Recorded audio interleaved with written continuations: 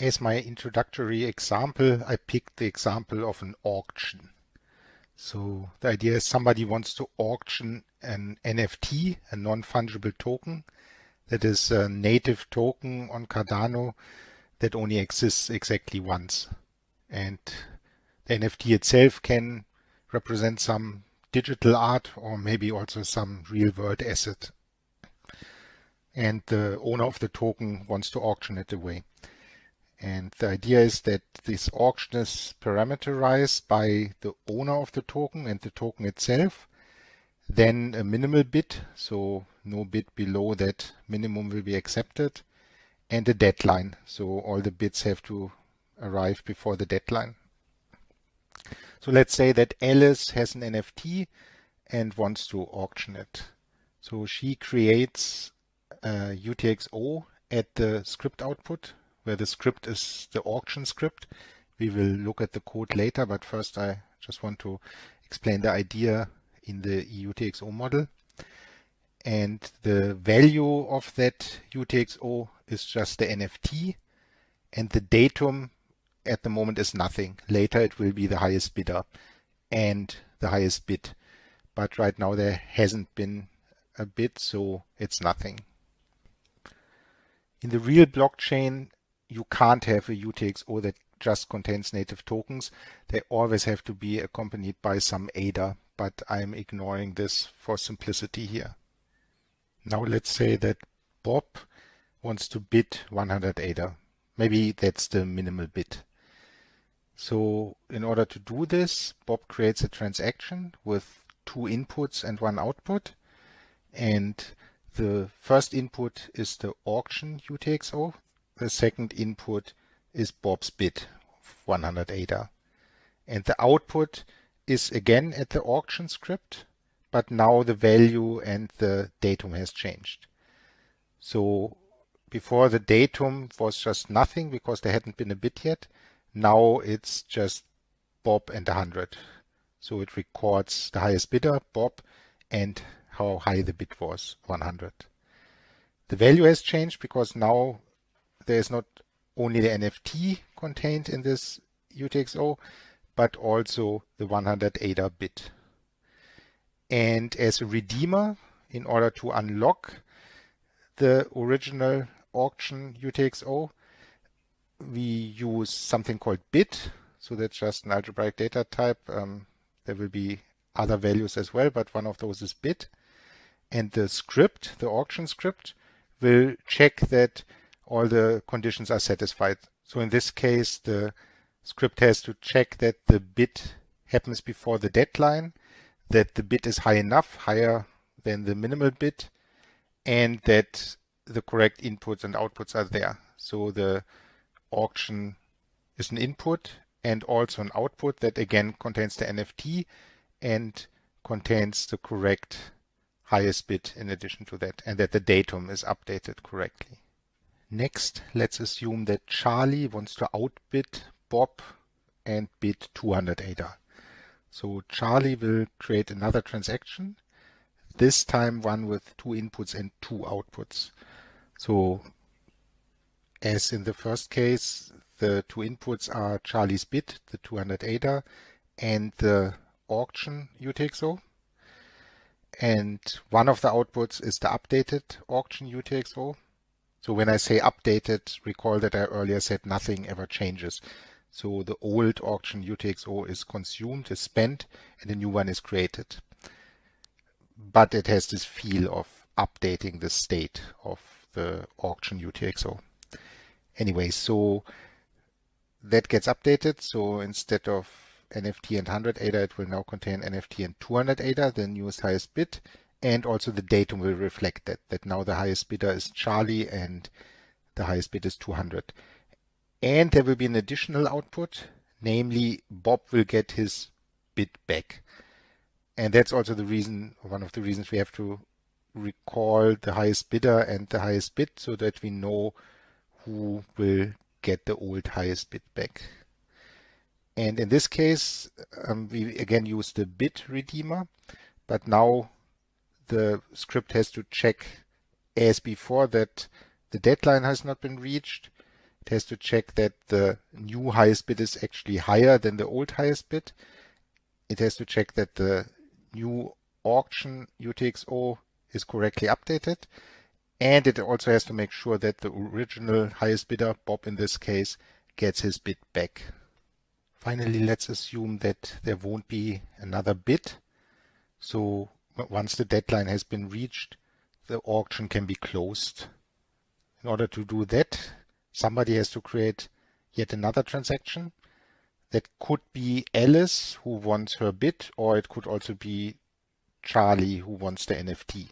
It doesn't matter. It can be anybody, but those two actually have an incentive to create this transaction. So this transaction will have one input, just the auction UTXO, with redeemer close, not bid in this case, and two outputs. And one of the outputs is the highest bidder, Charlie, and he gets the NFT. He won the auction, so he gets what was auctioned away.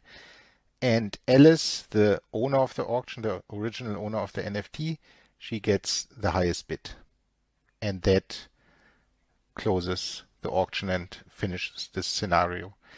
And the script in the close case has to check that the deadline has been reached and that the highest bidder gets the NFT and that the auction owner gets the highest bid. There's one more scenario for us to consider, namely that nobody made any bid. So Alice starts the auction, but then nobody creates a bid. And in that case, there must be a mechanism for Alice to retrieve her NFT. So for that, she creates a transaction again with the close redeemer. But now, because there is no bidder, the NFT doesn't go to the highest bidder because there is no highest bidder, but simply goes back to herself. So the logic in this case, if there is no highest bidder, is slightly different for the close redeemer.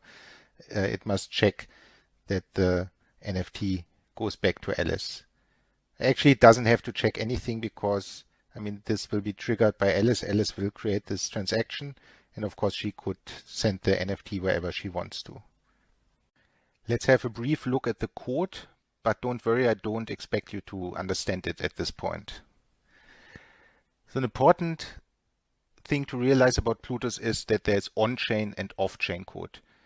On-chain code is the scripts we were discussing, the scripts from the EUTxOModel. So in addition to public key addresses, we have script addresses, and outputs can sit at such a script address, and if a transaction tries to consume such an output, the script is executed, and only if it succeeds, the transaction is valid.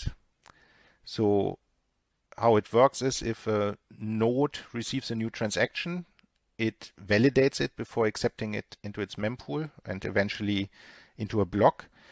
And for each input of the transaction, if that input happens to be a script address, the corresponding script is executed and must succeed. And if it doesn't succeed, then the transaction is invalid. So that's the so-called on-chain aspect of Plutus. And the programming language this script is expressed in, is written in, is called Plutus Core. But you never write Plutus Core by hand. Instead, you write Haskell, and then that gets compiled down to Plutus Core. And eventually, there may also very well be other high-level programming languages like maybe Solidity or C or Python that can compile down to Plutus Core. So that's the one thing. That's the scripts, and the task of a script is to say yes or no. Can this transaction consume the output I'm locking? Yes or no. But in order to actually use such an output that is locked at a script address, so in order to create a transaction that will unlock such an output and use it as input, you of course must be able to construct a transaction that will then pass validation. And that is the responsibility of the off-chain part of Plutus. So there is a part that runs in the wallet, not on the blockchain, and that will construct suitable transactions that are then able to unlock a given script output. So that's like a dual role of on-chain and off-chain. On-chain checks and validates. It doesn't do anything. It just says yes or no. And the off-chain part constructs, actively creates a transaction that will then pass validation. And the nice thing, or one of the nice things about Plutus, is that both the on-chain and the off-chain parts are written in Haskell. So one obvious advantage of that is that you don't have to learn two programming languages, just one, Haskell. And the other advantage is that you can share code between on-chain and off-chain part. Later in this course, we will talk about state machines. Then this aspect is even more direct. There you can really use the same, literally the same code, both for checking and for construction. But even if you don't use state machines, there's still a lot of possibility to share code. So if we briefly look at the code, so here, for example, this is just a Haskell data type that defines an auction. So it's the seller, the deadline, the minimal bid, and then the last two define the NFT and various other data types. And here, this is the heart of the on-chain code. So this defines the script, the logic of the script that validates whether a transaction is allowed to spend a given output sitting at this auction contract. So there are various helper functions here to do that. And so this is that. And then here, this is where the compilation happens. So this function I just showed you is just Haskell, but then here we use something called template Haskell to activate a GHC plugin that then compiles this Haskell code to Plutus core. And here the off-chain part starts, which defines various parameters for endpoints that can be then invoked. So we have three endpoints for this example. Start will be used by the seller to start the auction, to lock the NFT into the auction contract. And then bid and close. So bid obviously will be used by bidders to make a bid, and close will be used either by the winner of the auction or by the seller. And so here these operations are defined. So this is the start logic. Then we have the bid logic here.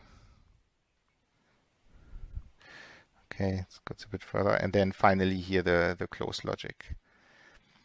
And then some helper functions, and this just basically packages everything up. It says, okay, we will have these three endpoints, start, bid, and close.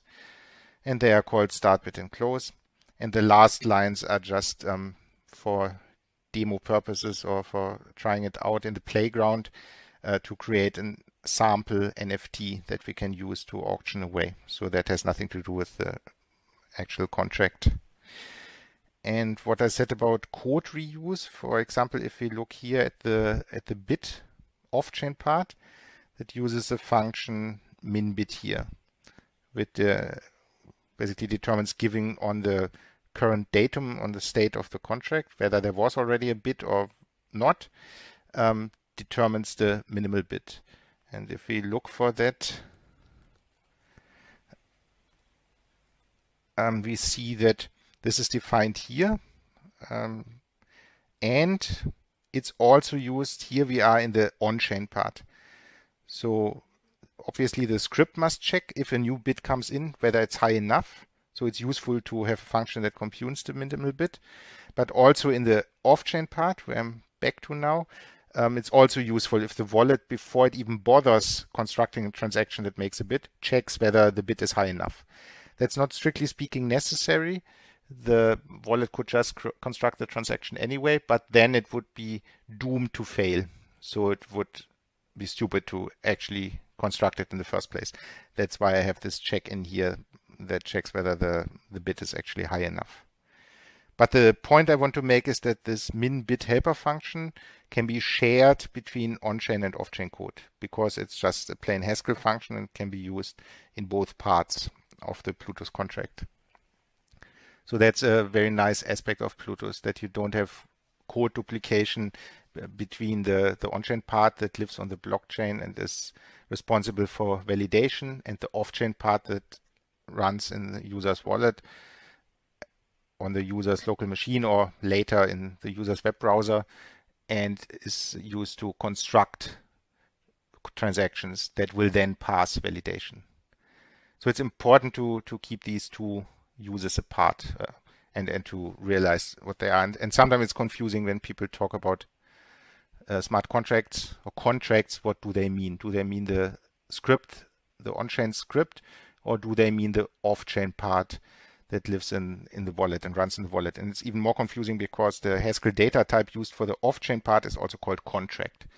So if you talk about contract, do you mean this capital C contract, the off-chain contract that's executed on the user's machine, or do you talk about something else? So it's important to be precise about what we actually mean when we discuss something. Yes, but just to summarize, so we have on-chain and off-chain. On-chain gets compiled down to Plutus core and is living on the blockchain and is executed by nodes that validate transactions. And we have the off-chain code that lives on the user's machine and is responsible for constructing transactions and submitting transactions that will then unlock certain script outputs. And both are written in Haskell, and that allows us to share code between them, which avoids code duplication. So we have a shorter code, and basically it's guaranteed that the parts fit together, or at least it's easier to make the parts fit together.